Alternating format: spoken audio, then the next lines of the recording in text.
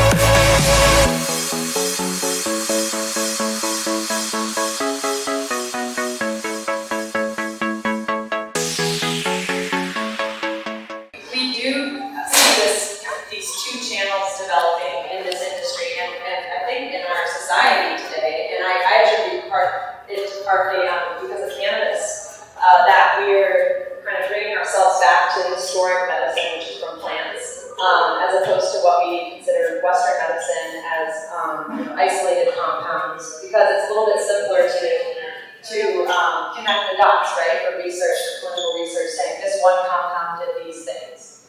But we do see in cannabis research that we are finding more benefits from these other compounds working together synergistically, as you all have mentioned. And so,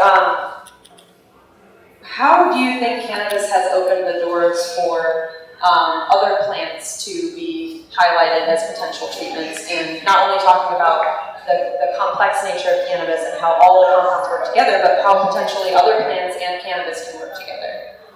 Lotta? Happy to answer that. At this moment in time, I think being that cannabis legislation is so widespread in the nation going forward, it has made it a little bit easier for the general public to not only say, yes, I use cannabis, but start opening up to the other plants that they currently consume, like psilocybin. And right now, I just noticed on like June 12th, AOC and everyone's doing AOCs. But Dan Crenshaw, they proposed an amendment to the National Defense Act to fund research. So her proposal was using MDMA and psilocybin to assist with, I need to remember one last time. Oh, instead of using opioids. So the research, they're basically amending the National Defense Authorization Act to fund research for using MDMA or psilocybin instead of opioids for health benefits. And then the other portion of that is clinical research is being funded for active military individuals, treatment of PTSD, and they're just using psychedelics as a whole. They didn't specify which one. So to see that happening on like a national level, it took cannabis to make that happen. I'm so glad you brought that up. It also reminds me that we're still butting heads a little bit within our industry, within cannabis, where so many people are still producing cannabis products based on one compound, THC, or one compound, CBD. And maybe you're coming to the industry to find relief or find something that will help you enjoy your life more, get more quality out of more out of your life, more out of each day. And I think many of us can attest that cannabis can do that for you. But it's not just one compound. So I want to hear from you guys, how do we do we overcome that? Do we foster both channels? Do we, how do we overcome that? Well, I would just first say that with plant synergy, it can be cannabis and other cannabis, another strain that might have other compounds, other terpenes, and they will affect you in a new and different way, and sometimes amplified in the case of CBD and THC, and what's known as the entourage effect commonly, when there's multiple cannabinoids present. How many veterans I talk to say, yeah, I used to take X amount of opioids, how much did you cut that down? I would get anywhere from 30 to 70%. That's a major thing. Sometimes it's the difference between, it's better to get your nutrition from whole foods, but sometimes if you're depleted enough, you need, specific vitamin supplement in this case, cannabinoid to get yourself back functioning correctly. I love that answer because, again, in our society, there's so much this or that, black and white. And another thing cannabis has taught us is that it doesn't have to be just one way. So I appreciate you sharing that. Yeah, no, I love mushrooms for a different perspective that it gives me to help with PTSD, to help me to work on projects that I have mental blockages for regularly or ordinarily. It just helps me to have kind of just like a little outside body experience, just to give me a little bit of a perspective shift. And it's just so much more helpful for me in my daily life and for my happiness and well-being to be able to complete things that I've been struggling with for however many months or whatever. We don't need to talk about it. I do definitely notice quite a wonderful change in using just a sliver of I just take it off the mushroom. I don't. Well, something you're bringing up is the various dosages, right? And legalization or progress within our industries helps us understand how much should we be taking. And every body is different, so we all have a little trial and error in that, but it helps a lot to have somewhere to start, right?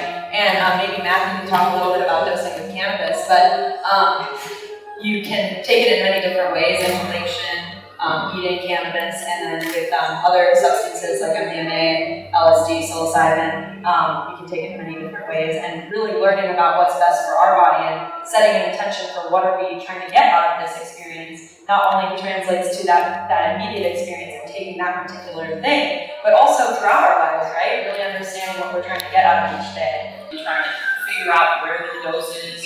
I always recommend a journal, and I tell them to just evaluate how they're feeling before they started, give it a 1 to 10 number, or even like an emoji, and consume, write what you consume, when you consume it, and potentially how much, and then 2 hours later go back and do that same reflection, because a lot of the times they'll buy different products from different shops, having, wide array of information, and they're like, well, none of it worked, and I'm like, let's start with, where were you mentally before you consumed?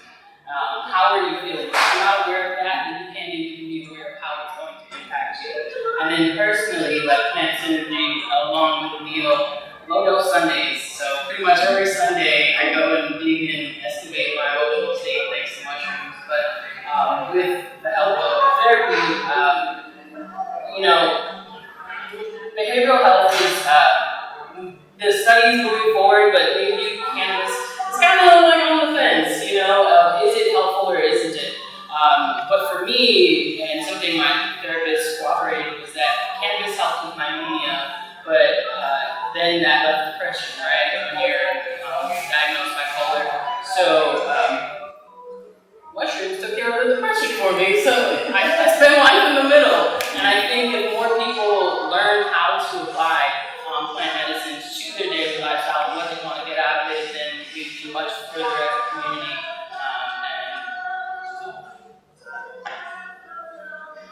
So I have, for many years, used various herbs for my health. I really believe in them. Trial and error, finding the right ones for for myself. And I guess being the senior on the panel here, we deal with certain issues that impact our lives, and so one of them is obviously arthritis and joint issues. Cannabis is wonderful for that. I mean, besides ingesting it by smoke, I use topical, but I find again there's a wonderful synergy with some herbs in the last few years that have really gained some notoriety, in particular turmeric. Turmeric is very impactful on, it's anti-cancer. It's sort of like cannabis. It's got a lot of wonderful impact. One of the most noticeable impacts for me was again on joints and arthritis. And I gotta say, I have very little of that. It's very rare that I find that, and these joints are pretty old. But and I truly believe that again, it's the synergies within me maybe rather than the two plants interacting, they both have a positive impact. So I have seen that. I could go through my whole list. Again, to me, one of the most positive things was again having the impact on Alzheimer's disease. Long-term users, the good news is that you are staving off that, maybe preventing it totally. So, and again, there are many herbs, oils that also are impactful. So I feel there's a wonderful synergy between oils and again, delaying Alzheimer's or preventing it. Oh, and there's one other thing that I just want to share because this blew me away. I just learned it.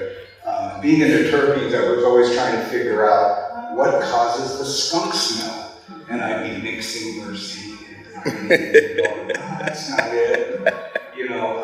So finally I found an article, I think I Googled it, and they talked about volatile sulfur compounds being found in cannabis. And that contributed to the smell, but that it was very similar to the volatile sulfur compounds in garlic, and that the active ingredient in garlic, obviously there's a cross there. So cannabis may be affecting us, at least those strains, in the same way garlic does. And garlic, of course, is an antioxidant, helps the heart, has a whole range of positive things. So again, yay, everyone for cannabis and understanding the strains. And Western medicine finding kind of some compatibility for maybe Western and Eastern caregivers coming together, or maybe Western medicine incorporating plant medicine. Would love your thoughts on that. I'm seeing it more and more regularly every day. We in Seattle have the Ames Institute and a lot of really incredible doctors and counselors who take people on guided trips with LSD, mushrooms, ketamine. Really hard. So I'm seeing a lot more opportunities where the Western is the Eastern are collecting the the same thing. I was pleased to say, I'm a cardiac patient, and I'm treated by a Swedish hospital, so pretty mainstream, and talked about cannabis use, and one of the chief cardiologists acknowledged the positive benefit. Didn't approve of smoking, but definitely acknowledged it. So that was a little surprising on that level of Western medicine. They've been more accepting of it. But that being said, I think that unfortunately we have a battle ahead of us because the tendency of Western medicine is to synthesize and extract and lose a lot of what we're talking about here. And lose some of the synergy that maybe gain specific things that they're targeting. And I think that is personally, I think that's a loss. We again get away from the full plant and the full spectrum. Again, the entourage effect that we all know about. We really don't want to lose that. So, but I guess any advancement is positive, but again, I'm just a little wary that we compartmentalize it a little bit too much. I would say absolutely. Absolutely. Dr. Rachel Knox, he knocks currently down in Oregon, started ACAM, which is a global organization that are training. Like our biggest downside is that the schools that the doctors go to aren't training them on plant medicine as we need them to. So their organization is geared towards putting those doctors, those medical professionals through more training on the ECS, or the endocannabinoid system, teaching them how we can use cannabis to better provide the global health equity is where they go with it. So please do some research on that organization as a whole. And I am currently reading a book called Visionary by The Mysterious Origins of Human Consciousness by Graham Hancock. And it is a really good book that talks about plant medicine, but it pairs it with archaeology and just so much science going back to the beginnings of time of human history, not time, but human history, and documenting and how it's likely that the things like Neanderthals and the past generations put on walls are because they were consuming plant medicine that pushed us. So please read the book because it's happening. Yeah, I've seen quite a lot more integration between Eastern and Western medicine, over the last 20, 30 years, of course. We've been fortunate enough to work with a couple local doctors, cancer specialists, and provide some education to them about cannabinoids. So, it's happening on the local level a little bit as well, but yeah, it's going to take a lot of time, I think, to get doctors to be on board with cannabinoid therapy. And yeah, I think the big fear is having it isolated and into the single compounds that we don't want that to happen, right? Keep the plant as it is. Let's use the whole plant. It's pretty good as it is. I was just going to say, I've also heard in the state of Washington there are doctors that do grand rounds for their more complicated cases that they can't solve on their own, and they take psilocybin and sit together and then find treatment solutions for these cases as a group. And it's not widely publicized that this is happening, but that can happen. That is a freedom out here, or that individuals are pursuing. I think the medicine is so much better in the state of Washington. Personally, I'm from Florida, so the doctors here are doing more because, they're doing more. I was going to say, I think one of the was contributed and added to the knowledge base was back before it was legal. One of the major steps in moving towards legalization was bringing naturopaths and allowing naturopaths to authorize the use of cannabis. So it kind of dragged a lot of them into embracing cannabis. I think some of them were probably reluctant because it was Schedule I. But as soon as Washington State made that movement and allowed them to be part of the authorization process, again, I think it increased the knowledge base of using cannabis synergistically with the other things that might be authorizing or using. Part of what it seems to be hindering physicians from being able to recommend products is a lack of information.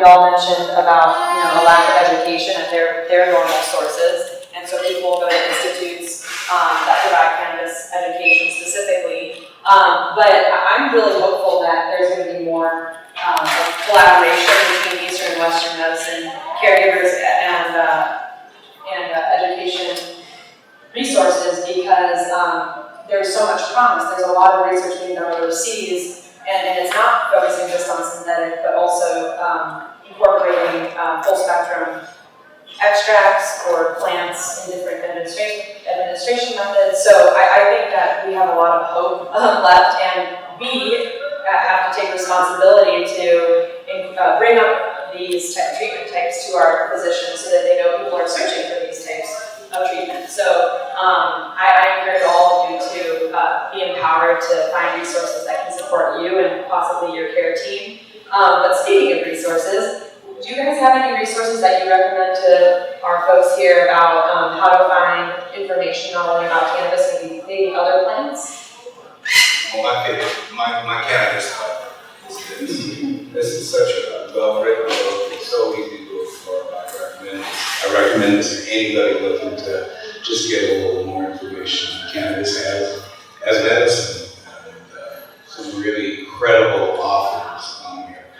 I just want to say one thing. I think the challenge is going to be is cannabis has been acknowledged as a palliative, something that can help with pain and depression, but as a curative, that's our mission. I think is to show how cannabis impacts and cures things, whether it be cancer. There's still some resistance to that, but there's evidence out there. Again, little facts like cannabis smokers have lower lung cancer than non-smokers. So we can talk about the negativities of smoking, but in terms of cancer, smokers actually have less cancer, and that's been proven. I would love to shout out the Puget Sound Mycological Society, really great organization here in the Pacific Northwest. They have a trade show, not a trade show, they have a mushroom show every fall where you can see so many different varieties just lined up in tables that are identified by if they're safe to consume or if they're like okay to consume but terrible tasting, and if they're like you should not eat this at all. But they also do foraging groups together. They do spore prints. They have monthly meetings. Really great organization. There are a couple of other individuals. Urban Healing on Instagram. She's a naturopath, so a master's in Oriental medicine. She runs the Decolonizing Healthcare page, and so we love the information that they share. Also, the Black Psychedelic Collective that she runs, and then Graham Hancock also has another book, and so I would recommend both of those books just for the audio version to get you through your day. And Dr. Rachel Knox, the ACAN had a Global Health Summit, and they went across, they had speakers from across the nations, like Africa, Latin America, and they all spoke about cannabis and its historical elements. And so I would tap in and watch those videos online. Neil mentioned that he was institute earlier, also SMJ Consulting, they provide patient consultations. On to the Academy of Cannabis Science, just completed their DOH cannabis consultant course, so looking forward to getting that licensure there. If anybody just types in the name Ethan Russo, you'll find plenty of research papers with respect to cannabis. Also, sadly, no one mentioned the Halo blog or YouTube, but you can find plenty of resources on there as well. The Psychedelic Bar Association has just formed, so if anyone's looking for lawyers that specialize in psychedelics, it exists. But we are seeing other states still kind of make it up on their own and figure it out on their own, and not use what we've seen as a success or failure in other states. What Washington really got right for Washington citizens, those in the legacy market, those like me that were serving the medical market before 502, is that they... That's not true though, man. You have not helped the medical market whatsoever at all. Well, let me finish my statement. You cannot say that 502 has helped medical marijuana in the state of Washington at all. No, it hasn't, and that's not what I was going to say. Sir, that was not what I was going to say. Don't lie about medical marijuana being held by 502. It's not true. It's not true, and that's my opinion. That's not what I was But I saying. can also say being rated by the Washington State Department of Liquor Cannabis Control Board and having it stop my heart because they didn't have the law or the mandate to act as they did. They took the law that they didn't have and created search warrants that weren't legal, created investigations that weren't operated under the state laws and federal laws. They accessed medical marijuana records not through the portal of the Department of Social and Health Services. And you can check that out. It's state law, and they haven't done that. So that means every action that the 502 has done, they have done illegally against a voter-mandated law, which stated, the very last statement of the law said, we will not change the medical marijuana market in the state of Washington whatsoever at all. And Greg Meyer signed it. I remember, I was there. I was there too. Okay, so now why can't we grow medical marijuana in the state of Washington without being arrested? In the state of Washington, don't put your hands on me. Don't touch me. Don't put your hands on me, sir. I'm a medical patient with a heart condition and a broken back. Step away from me. These are COVID conditions, need to be 6 feet away. I'm having a discussion here. I rose my hand and I'm going to finish my statement. I have an implant in my chest. I'm a licensed patient and care provider here in the state of Washington that is in legal action with our Attorney General and the LCB. And the reason I'm in that action, several reasons, was because our governor conspired with the LCB to act illegally against medical marijuana patients. And the LCB employee took that information to the Washington State Legislature. Now, did they act upon any of that information at all? State of Washington, the state alone, has more seizures and forfeitures than any other state in the whole United States. That means they are taking cannabis, growing equipment, cannabis medicine, and cannabis rights from medical marijuana growers and users and putting them in jail.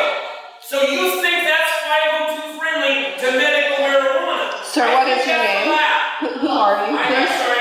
Well, Michael Sherwood, care provider for Co-op 138. Thank you, Michael, for your input. Of us, not all of us, to step over from the unregulated market into the regulated market and create a viable business that I very much value. It's afforded us a lifestyle that is lovely, really, and we employ 8 people. We're very, very small, and we're lifestyle. That's medical marijuana. So I'm sorry. that's what they're allowed. And taking 40% of the tax dollars out of our community. I said what I got to say. You're pretty important. My apologies. An individual that comes from another state and travels to the East Coast often, the perception of cannabis here, it's nothing. There's not no one blinks at it. It's everywhere. Kids know about it. It's more accepted. And then if you get to the East Coast, there are individuals that are still smoking in their bathroom and hiding from family members. And so coming out here and bringing friends out here, I had to break them out of that hiding who they are. And I think you have to thank a legal industry for promoting a lifestyle, and that's why I'm able to have a cannabis lifestyle brand, just like you said. That could have never been possible in the state of Washington because I got arrested for having 2 grams on me. So that is just vastly different. Here, they can't even arrest me because I'm a medical marijuana patient. Yeah, I do. I think it's easy for me to answer the question. The 2 benefits are it's generated a lot of tax money, and fewer people have gone to jail. Some things happen in Brent. I was struck by the gentleman there, and as a patient myself, I was one of those who voted against 502. Even though I strongly agreed with the overall premise was we need to put many people in jail for cannabis. And my particular issue, again, was a medical issue. I could see that the absence of any provision there would lead to what we have today, which is we're basically told to go to primarily recreational stores and fend for ourselves. Medical has not been legalized. We have an affirmative defense in court. And that's the other side of the coin. But I can't argue with the fact that, yeah, the idea that we shouldn't put people in jail for cannabis kind of seems like a no-brainer, and that everything should fall under that. 502 market does serve. Sean today puts on a fabulous product, and whether you call it medical or not medical, I've used it for medical uses. So to say that we don't put that name on it and therefore it goes away, I just think isn't wholly true. The market is definitely biased towards high THC, cheap rec weed, right, which is not what I need, and not what a lot of patients need. But there are these pockets of high quality and good growers. And if Sean cannot be hiding from the law, and I can get her product in a store in a safe environment, and yeah, it's taxed too much, but you know, a lot of that tax goes first and foremost to low-income healthcare, and I'm kind of in favor of that. So, you know, I think a lot of goods come out of it, even though I have some severe criticisms of it still, you know. Here has made so much impact on this industry and still to this day advocates every single day for medical marijuana patients in Washington.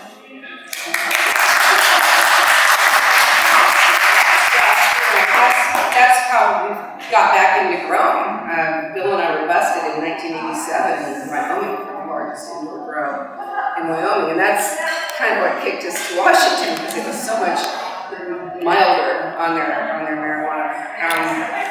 But then we got out of the game when our 5th grader was sent home by the DARE officer to say he had to turn us in because we were criminals. And so that was in the mid-90s. So we boxed everything up and got out of the whole cannabis scene. But we went to HempFest in 2010, and some dude handed me a joint, and I lit up. There was a policeman standing right there, and he didn't give a shit about it. And as soon as I inhaled, it was like my old friend was back. It's like I didn't realize, I didn't know anything about medical marijuana when I was actively smoking back in the 90s and earlier.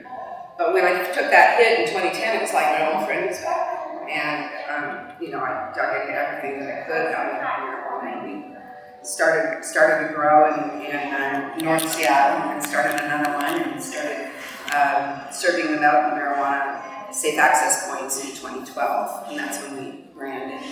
And, so I juice my leaves, so it's important when we put on those plants because I'm not going to put that in a blender, right? And so we've just always grown weed and just thought that was the right thing to do, and so much of 502 was defined by the agency, the Liquor Control Board, that put the rules into effect, right? And it was the Liquor Control Board that heard us time after time coming and saying, don't forget about the little guys, don't forget us little guys, right? I mean, a $250 application. They had, I think, 2,700 grow applications initially, to process. So I'm sure the state of Washington is saying to other states, don't do what we did. There's states that's a $250,000 application. There's over $2 million application license fees in some states. So Washington is really unique in the fact that it allowed a lot of us from the unregulated market into the regulated market, and that's a market we need to protect. I choose to call that the craft cannabis market. And, there's some things to fix, but, when 502 first got voted in, I also voted no about it because I didn't like the 5 nanogram blood thing, because I'll never be under that. And I didn't like the 3-tier tax thing because that didn't pencil out as a business. That was never going to work. But see, that got changed. And so there's other things about 502 that we can get changed. And, the legislature is sick and tired of us all coming together with little bills that the other organizations kill. They're saying, hey, get together, figure out what you want, come to us as a unified cannabis community, and let's get some shit done. And so I think we're finally to that point that all the organizations realize that we can take a step. I have to say, I have been surprised and gratified by how much industry support there is. That there was a presumption that, you're competing with them. But, industry is said to me what I believed before, which is you enhance, if people know how hard it is to grow well, they're going to appreciate the quality of the product a lot. Right? I've brewed beer and I've grown weed, and brewing beer is a lot easier, And you still go to the store and buy a 6-pack, right? Right.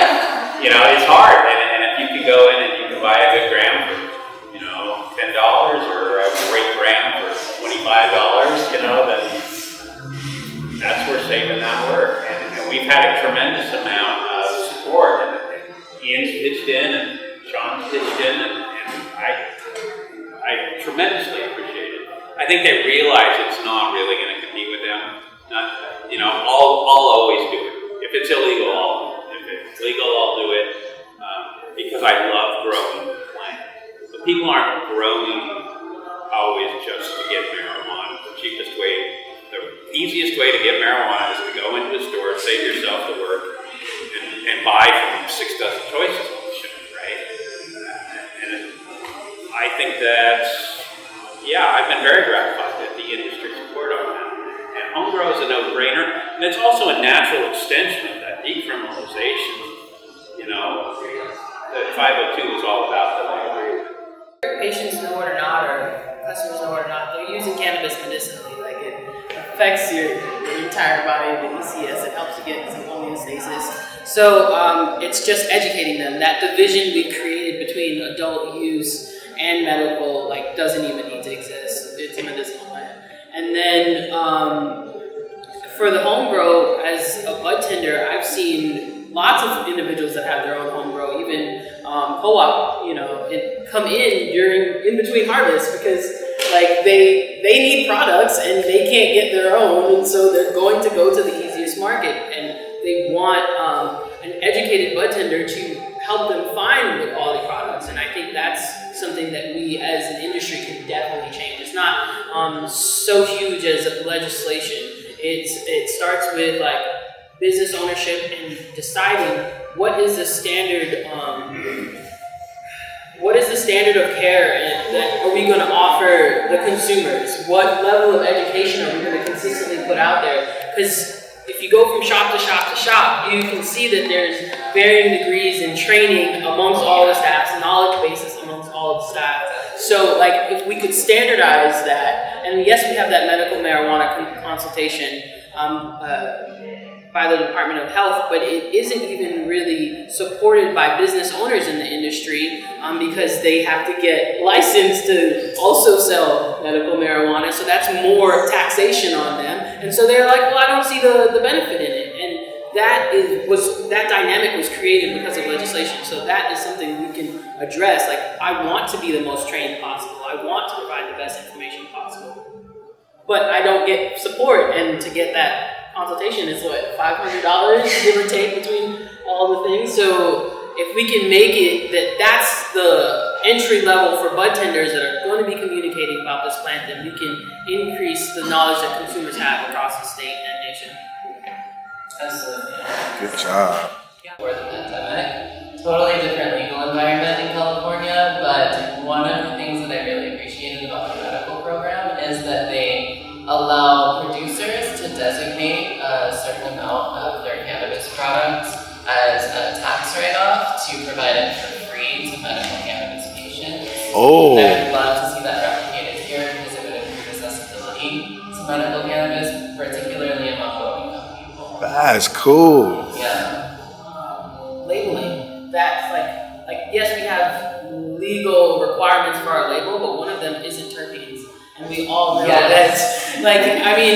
I just came from Pennsylvania, and that is their standard. They are a medical market only, but the terpenes right there on the package. That lets me choose what effect it's going to have on my body. And if we could get there as an industry, some do it, some don't, but then we can really get into the meat and potatoes. Well, the good thing about that is the LCD is going to be opening up rulemaking on labels, and that's more of a rural agency thing than a 502 legislative thing. But there's so many things that need to be fixed. And trace cannabinoids too. That's one of my favorite things about Halo products is that there's always the trace cannabinoid count there. So as a bud tender, I feel so much more confident recommending Halo products or other types of products that list trace cannabinoids and terpenes together because it gives you a better idea of the entourage effects and the synergistic potential between those units.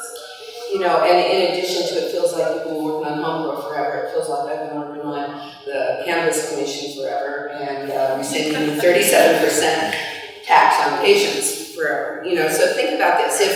If a registered patient can go into a 502 store and take $100 worth of product off the shelf and not be charged that 37%, they're working out the door for $63, right? So in my mind, that would bring more people into the stores, right? It would incentivize the growers to get Department of Health compliant products. Now we all have mandatory pesticide testing, and so in addition to that, add heavy metal testing, and you've got Department of Health compliant products. I don't think it would take much money out of the state whatsoever, because the medical market is mostly relying still on their friends and family. And, and so, I think that would create a whole boost to the market. I mean, it would not only boost, my sales and growers like me, I think it would boost all stores to be able to give patients cheaper, good product. Farmers become selling to these big conglomerates, and they're essentially weed versions of Tyson chicken farmers, right? Do we want to compete with them? And I think the answer is no. I think this industry will die if we are looking at when the walls come down and it's all fungible weed. And I think of that beer, and I think, I'd rather be the brewer selling that beer than the $2 can of Pabst, right? And I think Washington, if you go talk to any wine farmer, and they can't compete with, say, somebody that makes 5 million bottles of wine a year, but they have their own nice thing here, and they don't compete, and that's the important thing. I think if you get into more of a craft industry where you're making something that's different, then you're not directly competing. And I think that because we can't compete with Southern Oregon, we can't compete with Northern California, and expect to survive and just become pauper farmers, we need to create an industry that's specific to the state that says there's something different, there's something special about Washington wheat. And I think that's not only how we survive, but so people like Sean can thrive. It would be a shame if we were first and we ended up just sort of getting wiped out because we're trying to sell. If you look at the recent statistics that came out in the graph by the Liquor Cannabis Board about ownership within I-502, if we create more diversity in the ownership, then maybe we'll have more diversity in the products. And it's not just BIPOC, but women-owned, overall, we could come together and be more representative of the consumers we see in this state if we were a more diverse industry in ownership, just as a whole. Because the age range, mindset, group of owners, it's 81% Caucasian male in I-502. So then how are you getting something different out there? Thank you. Yeah. Change. The LCD presents itself on August 13th, when board member Ollie Garrett's 6-month term expires. In the last year and a half, we've gotten a new chair who replaced Jane with the fellow who was the chief of staff of the government, so pretty well. Recently, they replaced Russ Howdy, an ex-prosecutor known for doing all kinds of nice prosecution things, with someone who's a believer in mental health, everybody knows behavioral health, knows addiction. It seems like they're going forward on board, in terms of ability to get things done, maybe some respect. How each of the panelist members think they could best utilize the board position that's kind of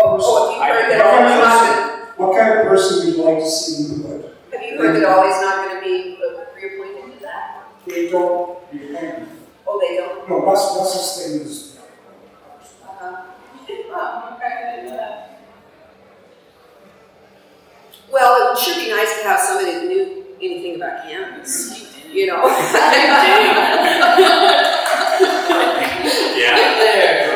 Someone from the industry. Yeah, any volunteers, Jim? John Delay from LCB Community Commissioner. Oh, can I do it virtually? I mean, yes, technically. Have you seen those meetings? I think just younger as a whole, our department, this state, I used to work for the city of Seattle, and just how the government runs here is so antiquated. If you just try to watch a single LCD meeting, you spend 45 minutes waiting for them to deal with technical difficulties. Get on board, get a little, so finding a younger crowd that can reach, it's just a more diverse board of people for perspective would be helpful to the industry as a whole to get the information out there. So that's what I would say. So, in 2015, the director of LCD, passing the cynically named Cannabis Patient Protection Act, made the statement that 90% of patients are fake. And what I've seen this many years down the road in their behavior and the things they're doing is they still feel that way even if they're not safe.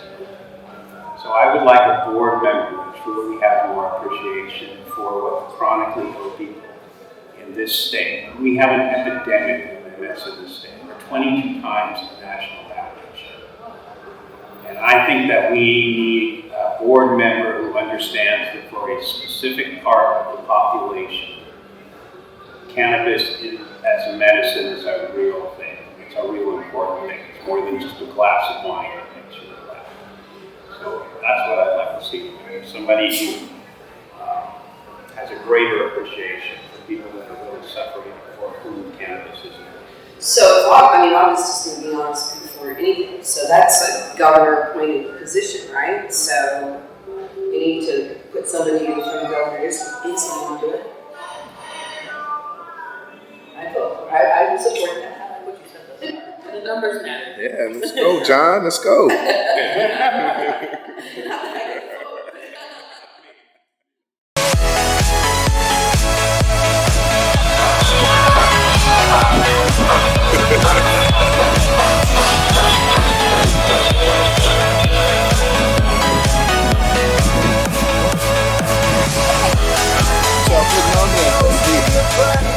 What is it called? This is Rise CBD.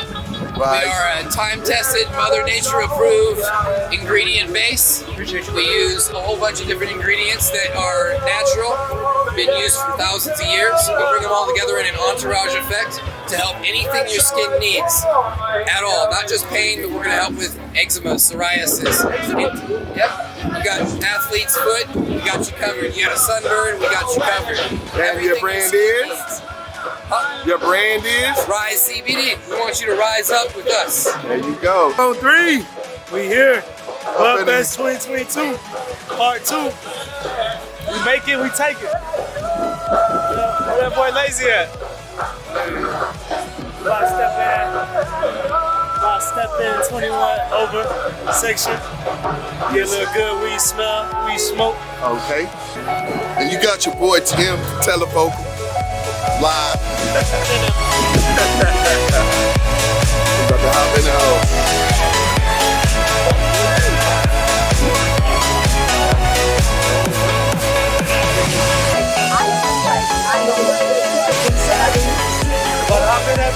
So what is this called? It's called the Quattrovilla. The Quattrovilla?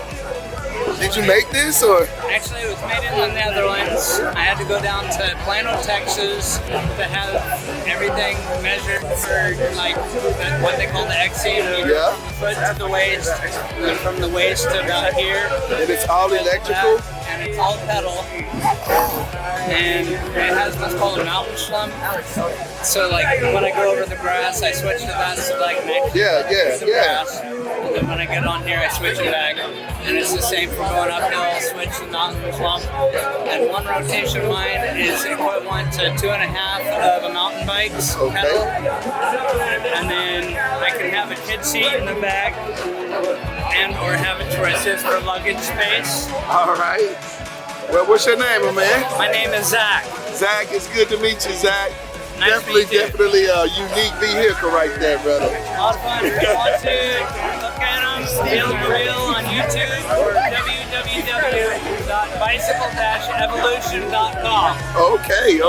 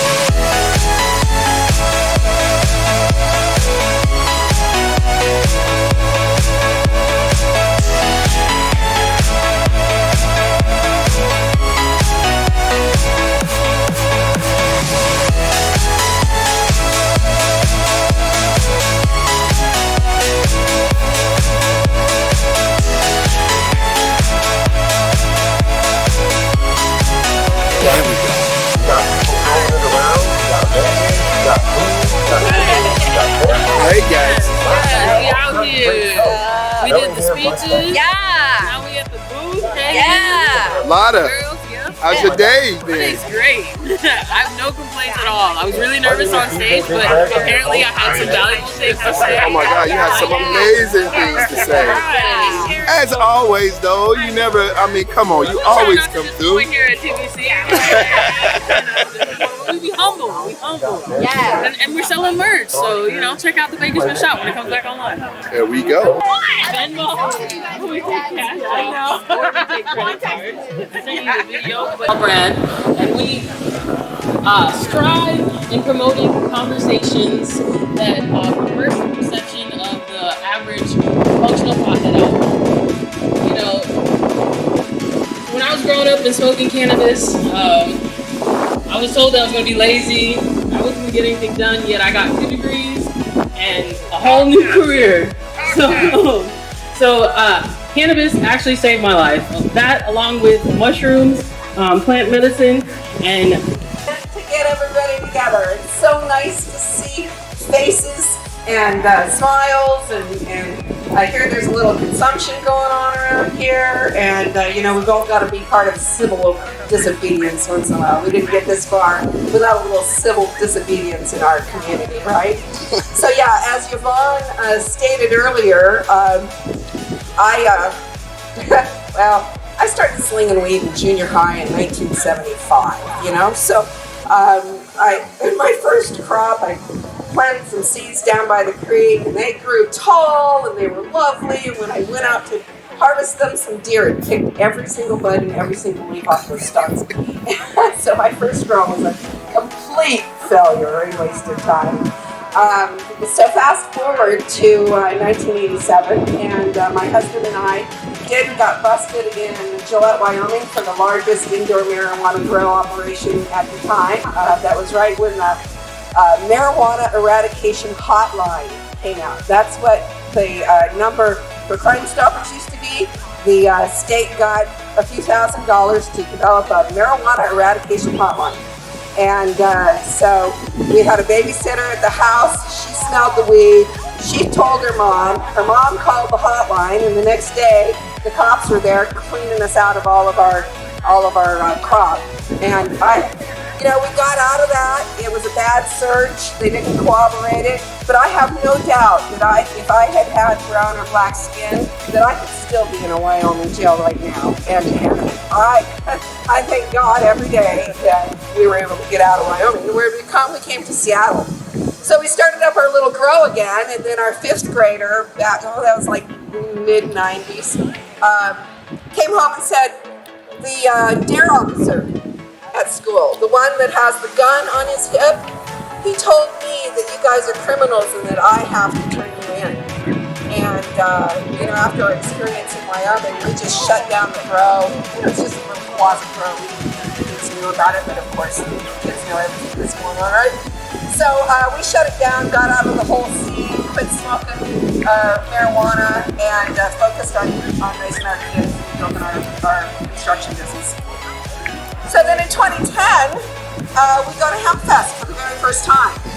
And people are walking around smoking, they're giving out joints, some dude gives me a joint. I line up, the cop standing right there, he didn't do shit. And it was...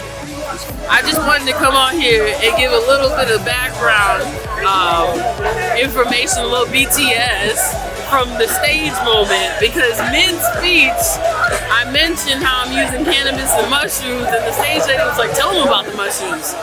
And my brain started overthinking, dog. It started overthinking. I was like, how did she know I took mushrooms?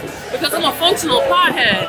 But on mushrooms, I'm functional just in a whole other way. I think a million things. That's where I get my grand ideas, okay? So with plant synergy coming together, I had to flee the stage, man. I had to flee the stage. Today, we are here at the Bellingham Budfest. They invited us out to not only speak, give us our first tabling opportunity, and I really appreciate it because this right here is the lifestyle that we are trying to promote. The Bakersmen lifestyle, right? Where conscious cannabis consumers come together to educate each other on what we have to offer. So Thank you for bringing us out here at Bellingham Budfest. All your hard work in organizing not only the panels, but the musicians you get behind us, like Martial Law Band, and bringing all the industry individuals here together. So thank you from the bottom of my heart. We're bringing the Bakersmen shop back in September, so slide on over to thebakersmen.com to learn more. Enjoy the lifestyle. Yep.